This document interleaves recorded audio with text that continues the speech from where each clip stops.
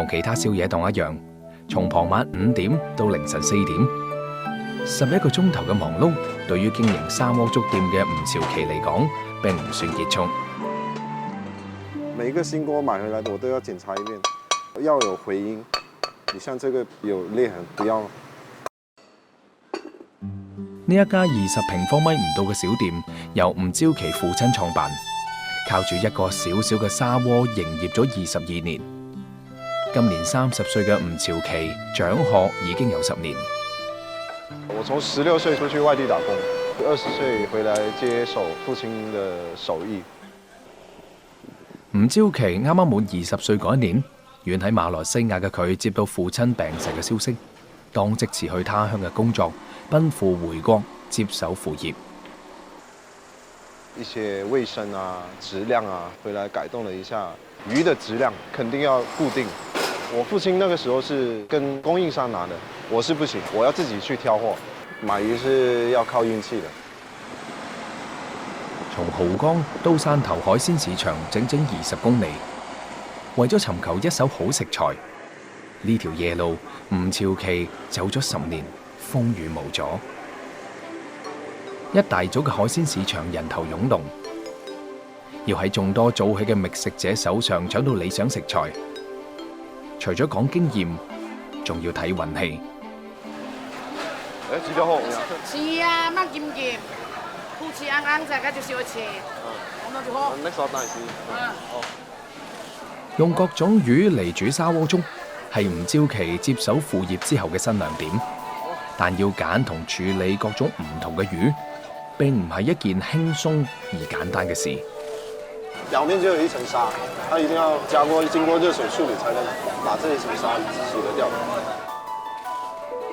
出出入入，穿梭喺市場入邊，所需食材到手之後，天都已經光啦。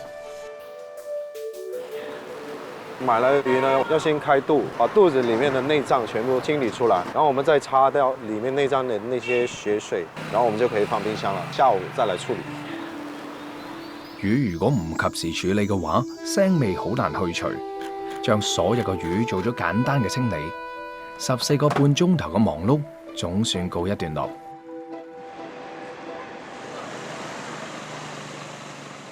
到咗晏晝4點，對於阿琪嚟講，又係新一日嘅開始。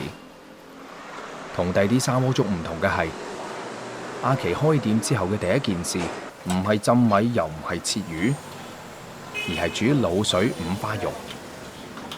潮汕砂鍋粥都是以海鮮為主，海鮮它裡面缺乏一定的脂肪。這個滷水五花肉呢，它就是補充裡面的脂肪，然後讓口味變得更加香滑。潮汕砂鍋粥呢是不用清水去煮粥的，我們這邊呢就是用豬骨頭、黃豆還有大米去熬骨湯，用這個湯底來煮一份砂鍋粥。這鍋湯呢大概熬1個半小時。魚乾粉係阿琪父親留低嘅秘訣，將放魚乾用花生油炸透炸乾之後，再磨成粉，再用以添加喺粥入邊提鮮。所有必備嘅材料準備就緒，妻子就開始浸米，阿琪負責切魚同肉，忙碌當中默契無限。你要先用水浸泡10分鐘，然後水開的時候再倒進去，第2次水開了再去過那個冷水，讓它冷卻一下，就變成那個半生熟米。喺40年前，潮汕人並冇用砂鍋煲粥嘅習慣。改革開放初期，到外經商嘅潮汕人見到廣州本土居民利用窄口闊身嘅砂煲嚟煲湯，善於變通嘅潮汕人就用砂鍋嚟用作煲潮汕粥。從此之後，潮汕砂鍋粥香飄全國。吳朝琪選擇細砂煲，可以均衡持久咁將熱量傳遞到內部，相對平衡環境溫度，有利於水分子同食物嘅相互滲透。滲透時間越長，鮮香成分日出得越多，煨出嚟嘅粥就會越香醇。我們潮汕話有一句叫“煮糜無卡36個架”。想煮好一鑊粥，烹煮嘅步驟並唔可以隨意。第一係旺火煮沸，呢個時候要用手殼不斷攪拌，將米粒之間嘅熱氣釋放出嚟，粥先唔會燶，米粒亦都唔會黐鑊。第二係轉細火慢熬，減少翻攪，先至唔會將米粒攪散，從而令到粥變得太過濃稠。粥煮到7、8成熟之後，潮汕砂鍋粥幾乎乜嘢材料都可以放，只要你諗到，老闆都可以滿足個人需求，而且做出嚟嘅粥鮮香無比。煲砂鍋粥雖然慳時，但係就唔慳力。一家3口從晏晝5點一直忙碌到凌晨時分，爐前爐後嘅艱辛，只有個中人先至會體驗到。飲食店就是這樣的，一忙起來就是全家總動員，辛苦啊！但是只要客人說開心，我就覺得還好。一家店一碗粥，3個人。與其話為咗父親嘅祝福，仲不如話為咗一家人嘅穩定生活。一鑊暖意濃濃嘅夜粥，揚名潮汕。呢個亦都成就咗吳朝奇嘅人生。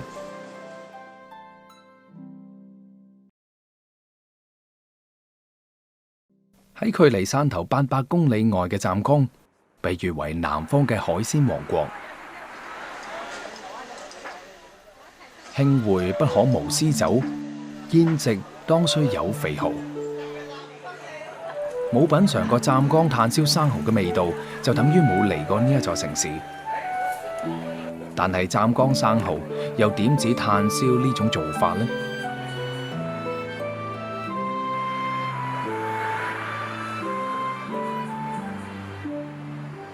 喺深夜時分，各路口味刁鑽嘅夜食者陸續結束夜生活嘅最後序曲。經營夜食店嘅黃志德將最後一枱客人送走之後，但係就冇就此結束一日嘅忙碌。我哋能咩去話都有嘅照頭嚟做嘅睇嚟試試，嗰啲妥嘅温度，要佢照嚟做。可以啊，可以試。對啊，讓佢試試下。你哋係做下個？呢個我啲農人都可以啊，我老家嘅 Canton 家嘅嗰個成手。誒，老車家成手辣下個農人，一個好嘛嘅。食不厭精，膾不厭細。呢一啲睇似簡單嘅烹調方式，係黃志德同後廚反覆鑽研咗2個幾月嘅成果。愛好總可以激發人嘅無限動力，餐飲者總係避免唔到要同時間賽跑。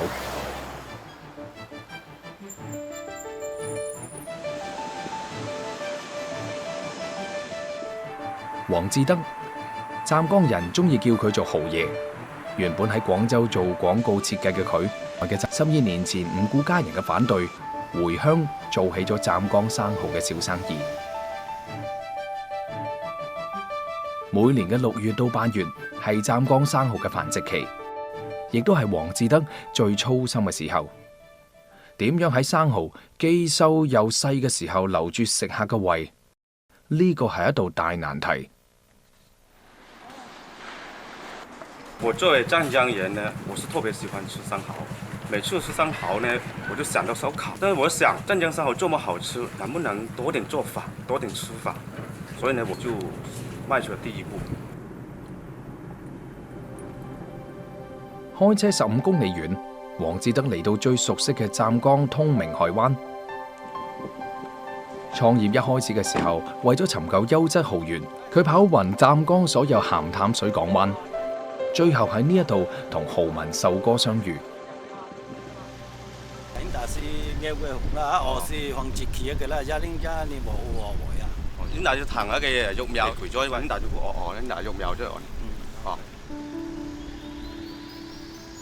進入到農曆5月，港灣入邊嘅所有蠔民都忙於收排蝦苗。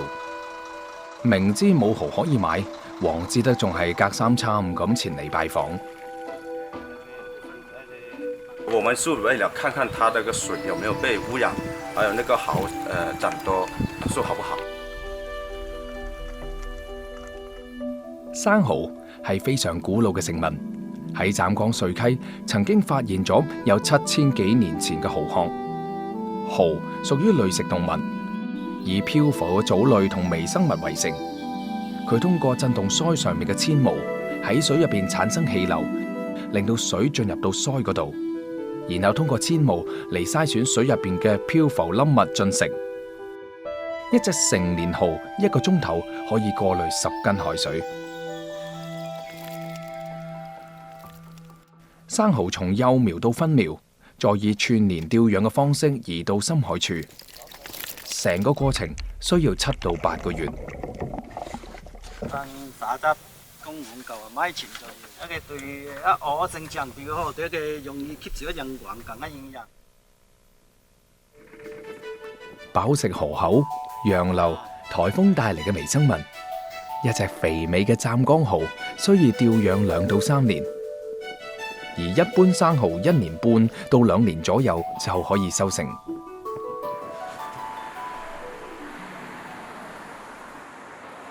自從湛江瑞溪縣第一個炭燒生蠔問世，宵夜入邊嘅炭燒湛江生蠔嘅熱度就從呢個偏遠小城蔓延開去，並且持續咗有近40年。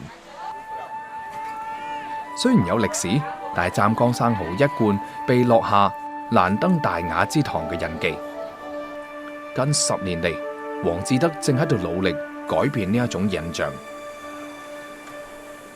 我是選最好的蠔，然後在蠔清洗的過程呢，我就費的比別人的成本都高很多，全都是用機器啊，還有再經過人工手刷，還有流動的水不斷地在刷洗它，表面的泥全部擦得乾乾淨淨。用廣告人嘅思維同審美創作美食，從裏到外，俾湛江生蠔帶嚟新元素同新標準。傳統的基本就是蒜蓉，因為蒜蓉呢，很多人呢吃了就是有一些口氣嘛，我就想到能不能用一些水果來代替這個蒜蓉，所以呢研究出來有幾種呢，大家都蠻受歡迎嘅。從蒜蓉蠔到水果蠔，從芝士蠔到酸湯蠔，從廣告人到燒烤佬，再到生蠔專門店創始人，黃志德整整用咗11年嘅時間，將單一嘅炭燒生蠔做成咗月下蠔宴。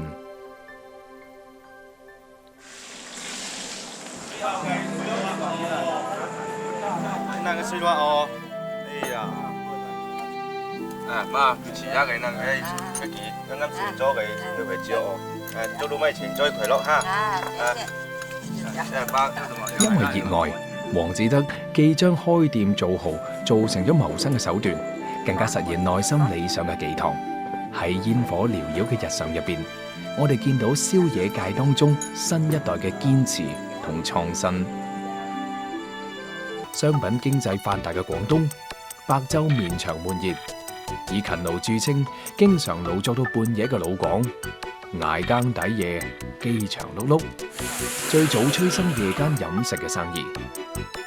夜間美食對於係對白天勞作汗水嘅致敬，亦都係增進友誼、洽談生意嘅橋梁。喺盛夏嘅南方，伴隨老廣嘅唔單止係酷熱綿綿，更加係無法躲避嘅狂風暴雨。15、16號颱風相繼來襲，令到原本熱鬧非凡嘅海陵島異常平靜。客人一般嚟呢度咧都係美食沙灘沖下浪咁。平時咧我哋呢邊咧都坐滿好多客人㗎，即係呢次嘅颱風影響到我哋呢邊嘅客人咯，基本少咗2/3咁。韓真，陽江海陵島上嘅美食創作者，每年至少有20萬旅客品嚐過佢嘅手藝。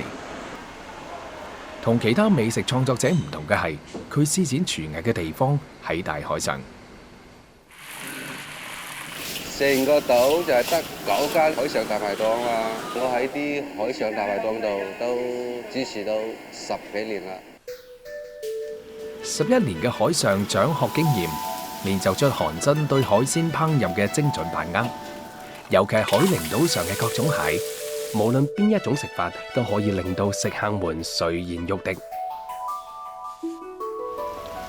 依家休漁期，加埋啲颱風影響，海鮮嘅種類都比較少。但係最想要嗰種沙蟹啊，同埋啲石頭蟹啊，而家休漁期都叫唔到，要等開漁期先可以叫到。巧婦難為無米之炊，韓真只能夠將希望放喺1年1度嘅開漁節之後。但係天公不作美，開漁期將近，颱風就嚟湊熱鬧。又推遲咗呀！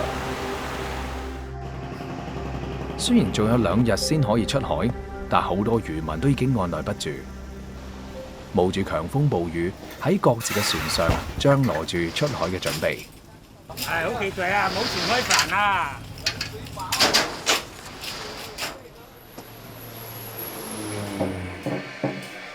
滾救南海知位大神，今日喺南海開漁，保佑漁家前程萬里。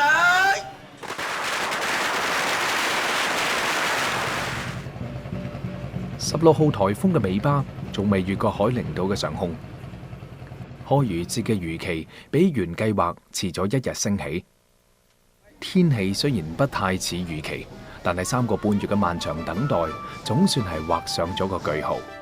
千帆起航嘅宏偉壯觀景象，再一次上演喺海陵島上。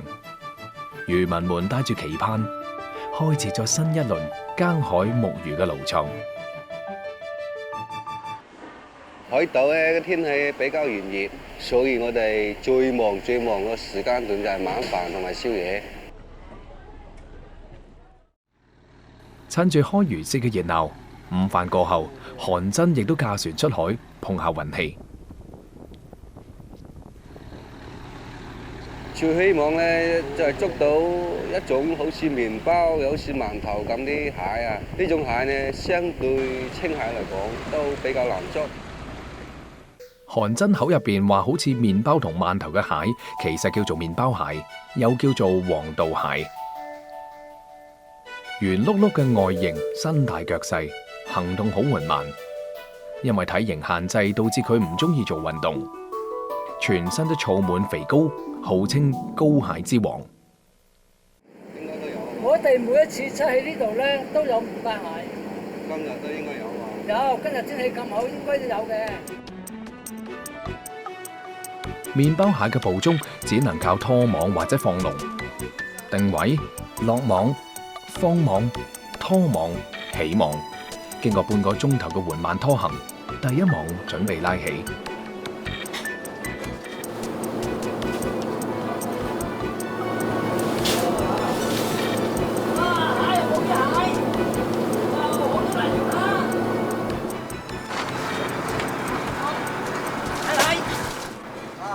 哇，有啊！我啲麵包蟹仲有魚，哇，犀利咯！嗰啲蟹呢啲月份咧就唔係好肥，就好瘦。如果遲一排咧，應該係好好噶啦。起咗網2次，好少收穫。韓真帶住少少嘅失望打道回府。開漁節嘅第3日，17號颱風又要正面襲嚟，漁船紛紛回港避風。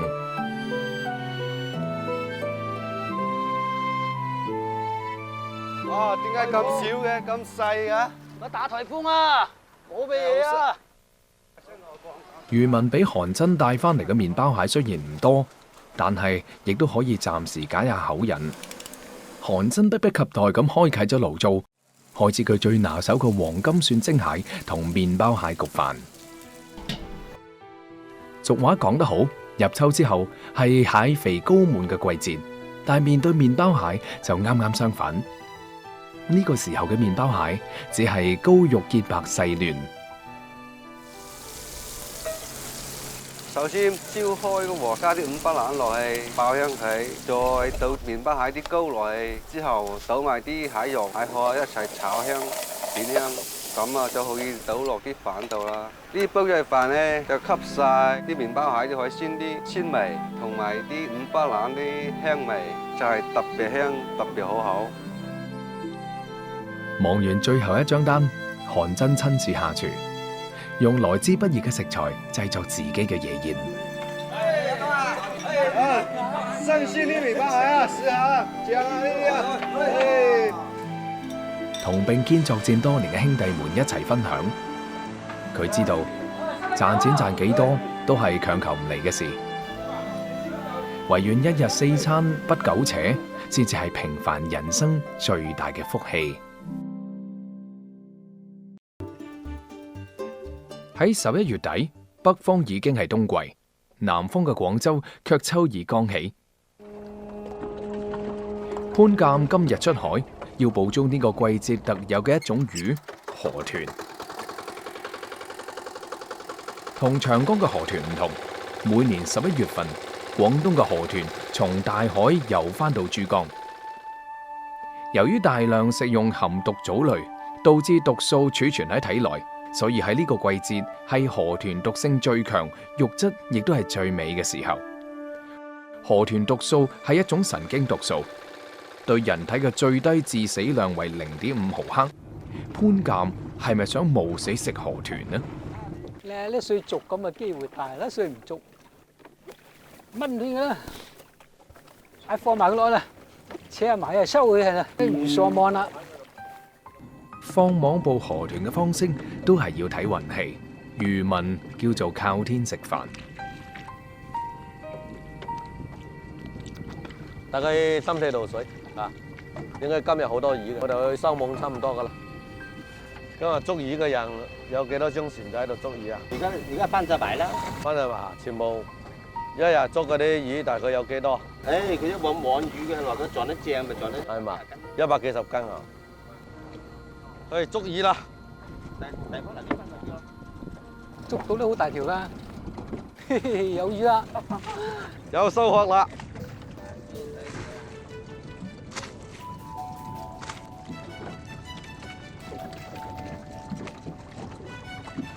就放前面嗰啲魚會多。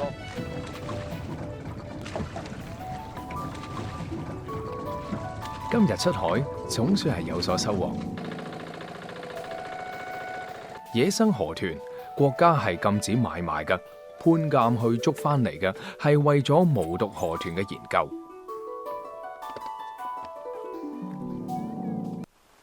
潘鑑係金陽河豚基地嘅總設計師，基地地處於海鷗島，鹹淡水交界，養殖條件得天獨厚。潘鑑老家喺湛江海邊，自細食野生河豚長大，佢覺得河豚實在係人間美味，就將自己嘅一生精力放咗喺無毒河豚嘅研究同養殖上。佢希望令到所有嘅人都可以食上安全美味嘅河豚。關鍵是上來了，所以呢證明這裡的密度是非常高。因為那個魚呢經過馴養之後，對整個養殖環境啊非常適應，就非常健康。呢一種河豚叫做暗紋東方豚。當佢受到驚嚇或者攻擊嘅時候，佢會喺腹部膨脹成球形，牙齒或者其他骨骼相互摩擦，發出咕咕咁聲。雖然係發嬲發爛渣，但係個樣就好乖，所以廣東人又俾佢取咗個好聽嘅名——乖魚。它這有4個牙齒，這4個牙齒可以把那個易拉罐都能夠咬出，都能夠咬掉。它能夠水底吸，能夠吸氣，是非常可愛。所以這條魚啊，它是沒有肋骨的，就中間一條脊椎骨，是非常漂亮，非常可愛。將魚剁成肉泥，再加翻啲潘鑑自製嘅秘方，每日2次餵養。1年之後，呢啲嘅河豚就可以上餐台啦。這個呢是有65%的蟹魚的那個魚粉做成。跟那個豆粕啊、阿魯法丁粉啊，這主要的原材料。河豚魚跟鰻魚差不多時間一樣，都是一口一口來把它咬。所以那個饵料不會浪費，因為那個饵料很重要的。那個饵料那個裡面那個饵料那個營養要素将来会變成河豚魚肉的營養要素，所以有餵料是決定了那個魚那個味道。河豚魚肉質鮮嫩鮮美，曾經有食咗河豚百味不鮮之說。將河豚魚皮肉分離，豬油係做好一道河豚嘅關鍵所在。熱鑊落豬油，落翻啲薑片，河豚魚乾炸至金黃，落河豚魚入鑊，令到河豚魚各個部分充分受熱油所相煎。1分鐘之後落啲葱段，淋翻半樽啤酒。啤酒中嘅麥芽糖會令到魚肉更加鮮嫩，而且去腥。等待到酒精蒸發，加入少量嘅清水，中火煮5分鐘之後，開鑊放入河豚魚皮，再加入少量嘅鹽，再用小火燉5分鐘，一道傳統嘅白汁河豚就完成啦。味道極鮮，乳白色嘅湯汁攞起身撈飯，亦都係極爽嘅。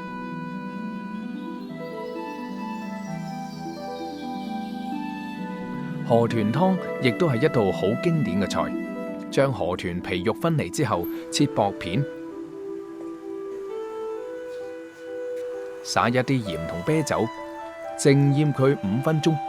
熱鑊落豬油，必須係豬油，爆薑片，魚骨灑啤酒，加葱段。沸騰之後，再加入適量嘅水，加入白蘿蔔絲。冬季嘅白蘿蔔最為清甜，小火燜上5分鐘，再加入醃好嘅魚片，半分鐘之後就可以起鑊。河豚肉脂肪少，肉味淡，甜味重，再加上白蘿蔔嘅清甜，一碗河豚湯鮮甜得出奇。煮過嘅湯放入白飯撈一撈，再打翻個雞蛋入去，就可以煲出一鑊粥出嚟，食3碗都唔會嫌多。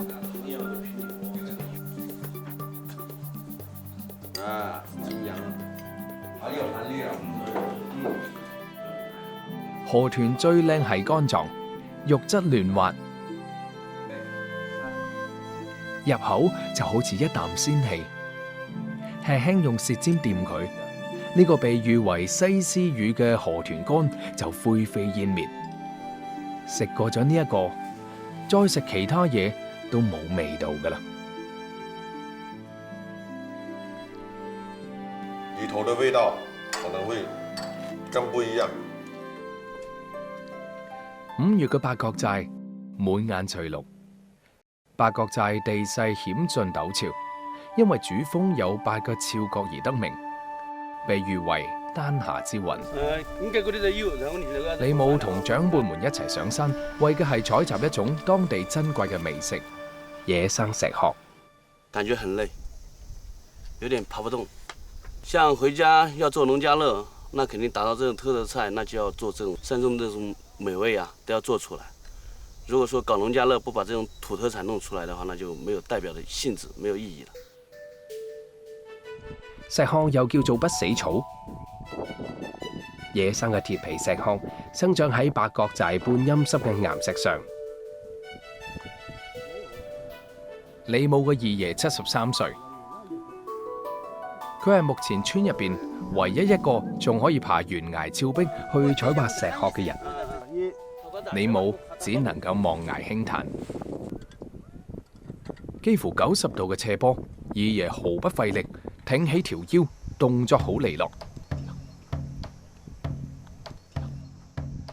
即係喺呢一個八角寨嘅懸崖上，野生石殼越嚟越少啦。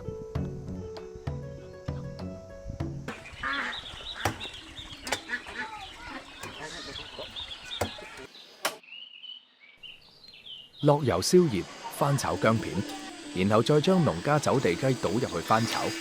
3分鐘之後，加入水，加入石殼，中火燉15分鐘，一道石殼燉雞就可以上台。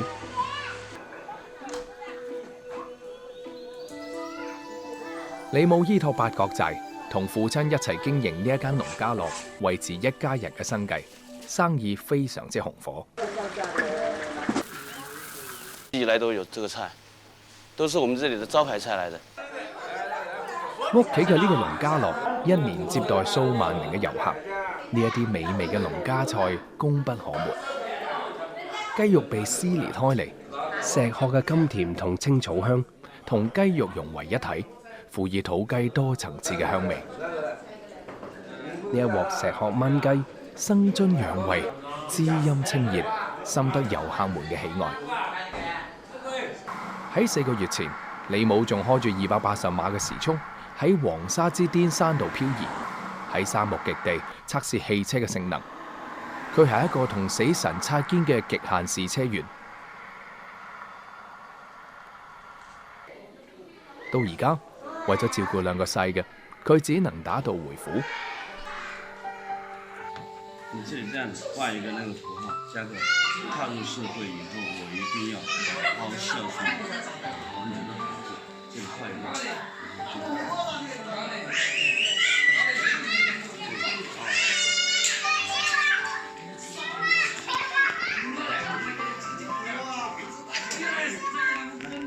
这不是句号，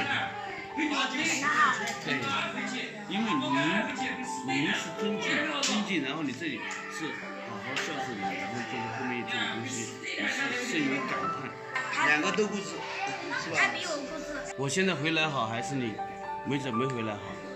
你寧願爸爸在上海，還是寧願爸爸在家？2個都願意。相比起以前驚險刺激嘅生活，李母而家更加之安心。每日陪住班細嘅返學、放學、食飯、瞓覺，平凡卻唔簡單。畢竟一個人活在世上嘛，也不是說為了要賺多少錢，然後在家裡面的親人啊、孩子都是一種牽掛，所以現在就鼓足了勇氣回來嘛，回鄉。說實話，現在我挺懷念我那時候的工作，但是人都是沒辦法嘛，有的東西沒法選擇，肯定想家、想孩子、想父母、想親人，都想。要啊，就早點冇回來，想我。在哪了？在哪了？得個啦。高州來了。今日係李母爸爸李玉東嘅60歲大壽，親朋好友都趕嚟食呢一碗喜酒，全家人開始忙起身。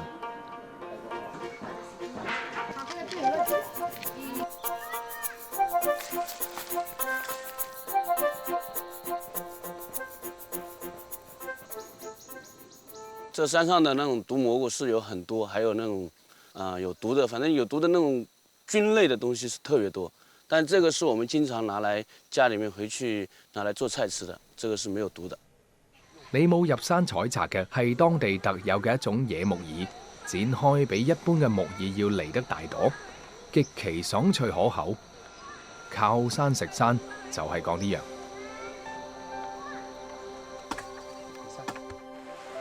切大塊嘅豬肉，先用水煮開半個鐘，等到豬肉冷卻，再用大火燒旺油鑊，將豬肉炸至金黃色，炸透炸香。呢個係做一盤美味嘅木耳扣肉嘅關鍵所在。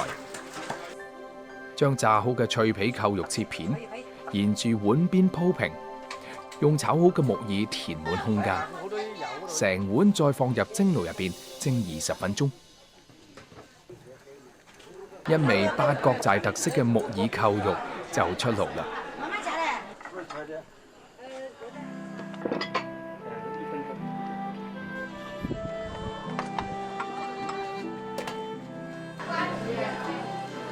野木耳嘅脆爽，正好解咗扣肉嘅肥膩，兩種食物喺口腔入邊配合得恰到好處，一分一素，一韌一脆。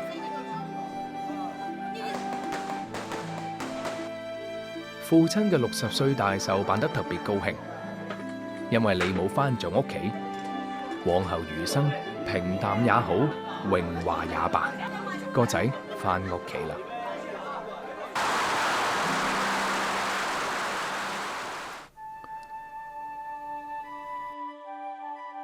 神泉鎮澳角村，因為可以見到海市蜃樓而聞名。但係而家就睇唔到啦，因為而家係凌晨2點。陳炳宏係土生土長嘅澳國人，喺10年前，佢從廣州翻到老家，同村入邊大部分人一樣，向住屋企門口嘅大海討生活。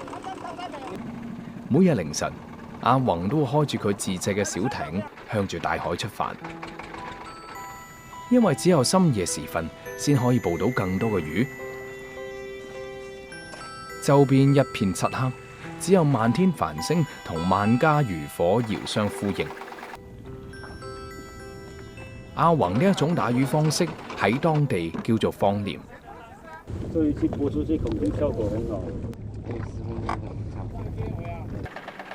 同大船嘅拖網唔同，放鐮捉到嘅魚，因為冇經過擠壓，魚嘅肉質會更加鮮甜。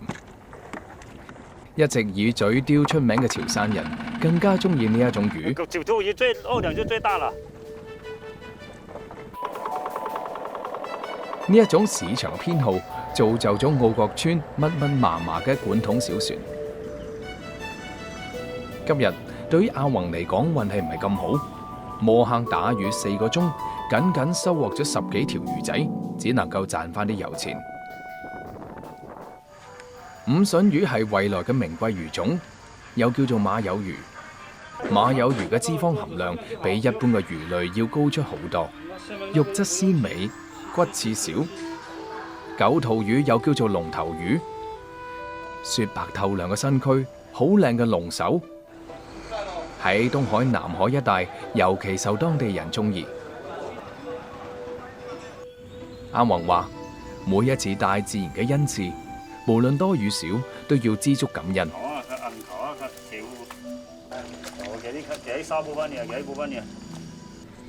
今日嘅漁獲太少，阿宏並冇諗住出售，而係帶返屋企俾啲細嘅家餸。啱啱上水嘅瀨尿蝦晶瑩剔透，剪斷之後放入醬油、蒜頭、辣椒涼拌乾醃就得啦。新鮮嘅五筍魚拌一啲普寧豆漿，灑翻啲薑絲、辣椒嚟去腥，再淋翻啲花生油、生抽調味，上鑊清蒸20分鐘，五筍魚嘅香味即刻撲鼻而嚟。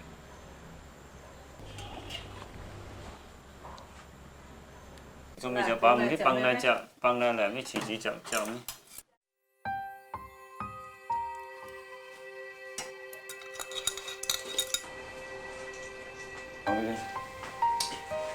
你看你燒啊，崩呢真係好正，你係攞掂。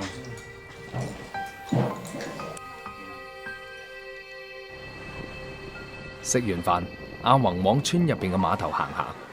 碼頭邊有一個漁獲交易市場，每日呢度都好熱鬧。那回來的魚就好收一點嘛，炒蓉就要收回來的魚嘛。對，肯定就買了就寄過去嘛，寄過去給他們賣嘛。這酒醬的又是什麼？那大排檔的全部都是這樣的，寄過去的。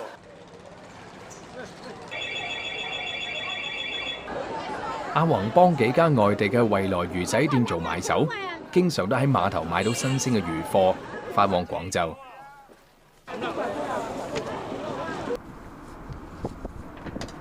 我們今天的魚是昨天晚上移民出海，第一到的早上上了岸，然後今天早上我們就向他買了，到這裡是2點鐘就到我們這裡的廣州來了。因為我們這些貨源為了體現是家鄉這個特色啊，把我們惠來這個魚新鮮的每一天到我們這個店裡面來，給顧客吃得放心。今日唐漢秋嚟到高速公路口接阿宏從澳國寄翻嚟嘅新鮮本港魚，呢個過程從20年前開店之時開始，一直持續到而家。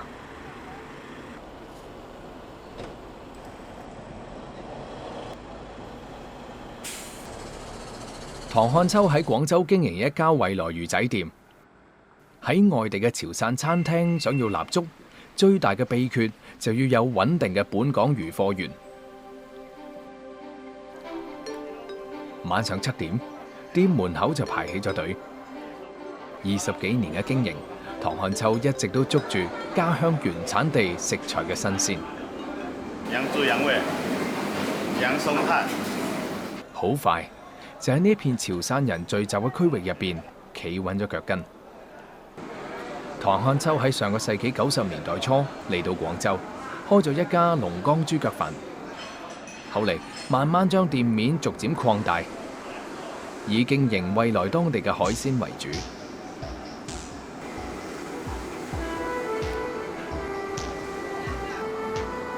酸梅五筍魚係店入邊嘅招牌菜，將五筍魚切邊，清蒸10分鐘，煮開水之後加入鹹梅醬、普寧豆醬，再打返個芡，淋喺蒸熟嘅五筍魚上面，一道惠來名菜酸梅五筍魚就搞掂啦。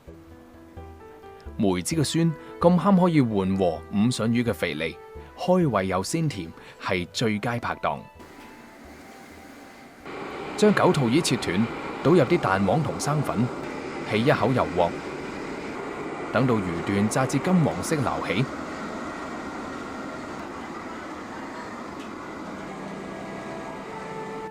九肚魚全身一條骨都冇，油炸之後一啖落去，外酥裏滑，細嫩無比。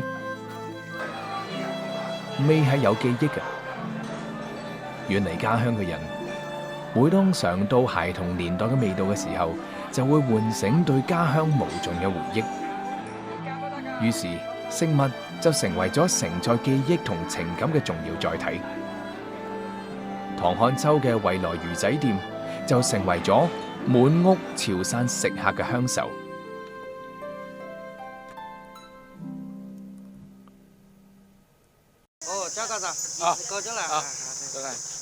一大早，周鴻海教授就趕到田邊。今日係海水稻種植戶幫農收割嘅日子。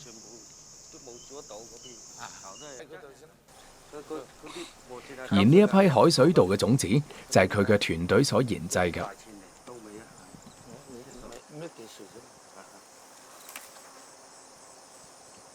那個真是好長啊！那個穗，其實我們這個品種呢是29公分。海水稻係河海交錯嘅鹽鹼地生長嘅特殊水稻，並非生喺海入邊，而係唔驚海水嘅短期浸泡。海水稻嘅穗頂上面有一串芒刺，谷粒瘦長。以前喺湛江本地有個土名叫做長毛谷海紅米。大片土地的鹽鹼化，鹽鹼化看着丟荒那種地的話呢，我們拿什麼來改良這個土壤？那我們原來因為看到我們有那海水稻資源，我們想到用那個海水稻嚟。谷嘅大細、形狀、單穗重量、稻穗成重等等，周鴻海都要仔細記錄。呢啲關係到海紅香稻係咪可以規模化咁推廣？一定要高產、耐鹽，況且要優質特色。因為我們呢原來的我們海水稻資源長毛谷呢稱為藥米之稱。那我們一定要把這些藥米之稱呢保持下來，所以說呢，我們後來經過20多年，我們的那個新的那個海水稻的新的成員海紅香稻就出來了。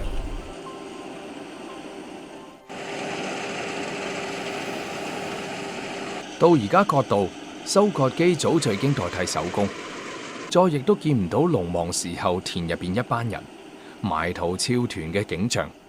方農手唔酸啦，腰都唔痛啦，再亦都唔需要割稻啦。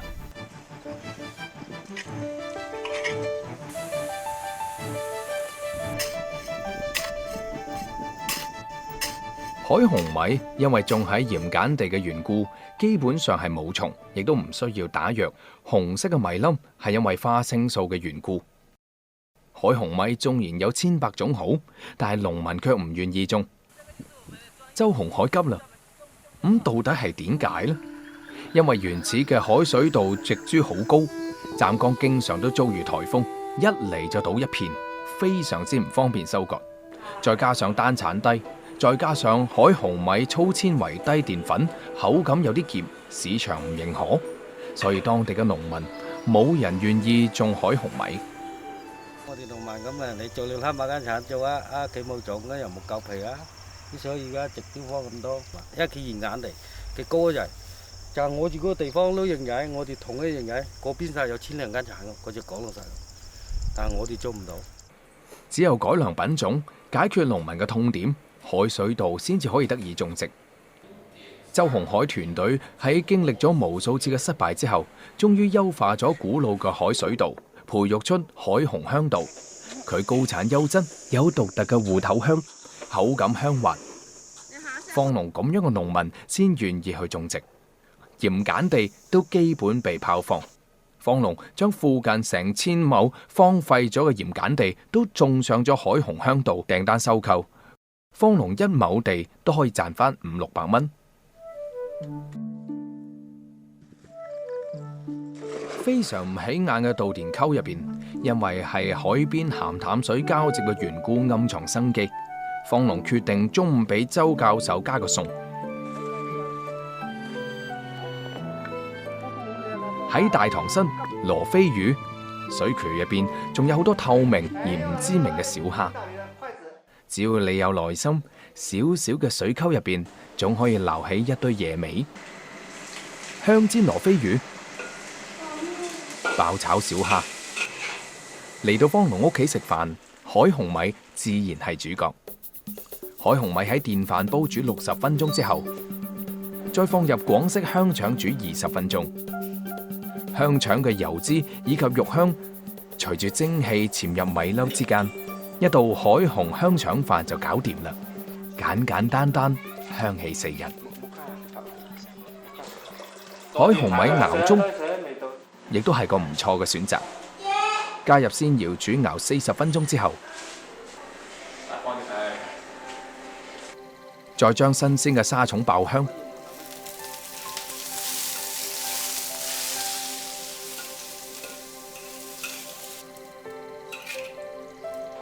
再加入粥入邊熬10分鐘，一鑊瑤柱沙蟲紅米粥就出爐啦。米香同海味充分咁融合喺呢一鑊粥度，海米嘅粗同瑤柱沙蟲嘅嫩相互印證。因為一次命運嘅偶然，因為周鴻海嘅執着，有住幾千年歷史嘅海紅米喺瀕臨消失嘅時候，如今喺湛江重放光芒，得以重新返到我哋嘅餐台。